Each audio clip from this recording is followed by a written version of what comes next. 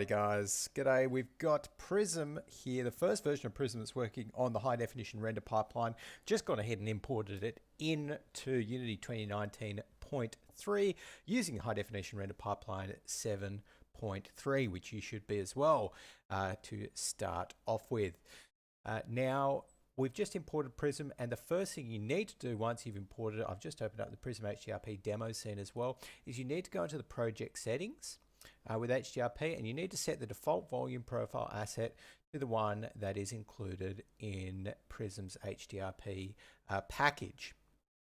Or, you know, alternately, you can just add the Prism HDRP stack and Prism Sharpen into whatever existing volume profile you have. Now, that is not all you need to do. You need to go down here, and you need to find all the way down the bottom here before post-process and after post-process. Now, what will be the default is that you won't actually have anything down there, right? It'll look like that.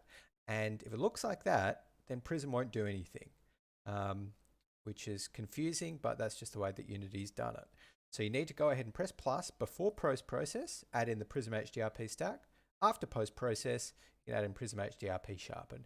Now, keep in mind, there is intended to be, you know, further elements of Prism stack into here.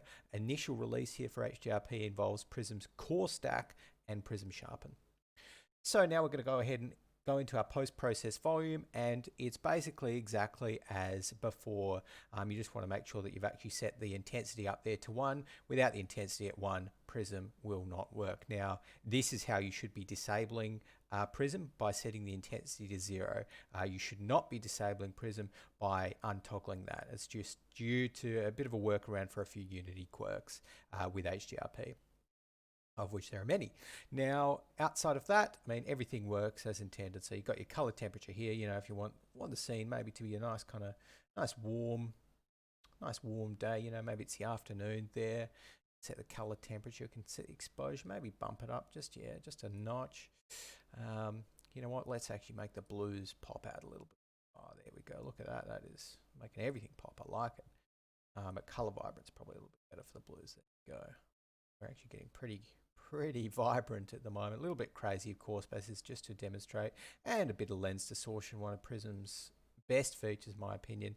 Now, chromatic aberration and lens distortion don't currently work together that well on HDRP. That will be fixed in a future release, but for now, lens distortion works perfectly well. You know what, let's add a bit of noise, why not? You know, make it look a little bit more photographic. And we can even go into here and you know what, let's go ahead and maybe add in a Kodak. Yeah, a bit of a Kodak lookup texture here. So I'm gonna go ahead and enable that and put the Kodak on, and just like that, we are looking good. Tone map it, of course. Got the sharpen on.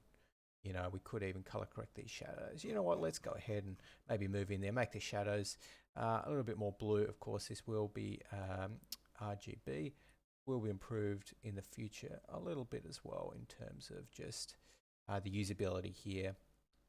And let's actually just a touch, 0.01, so you can see just a touch of blue in the shadows there. Again, this is very quick. We would obviously want to do this, you know, a little bit more finessed if we actually were doing this for a real game. But just like that, you can see how easy it is to get Prism working in the high definition render pipeline, and not just working, but working in a very performant way. So good luck, everyone. Stay tuned for updates on Prism in HDRP and PRISMv3 in general. Thanks for watching.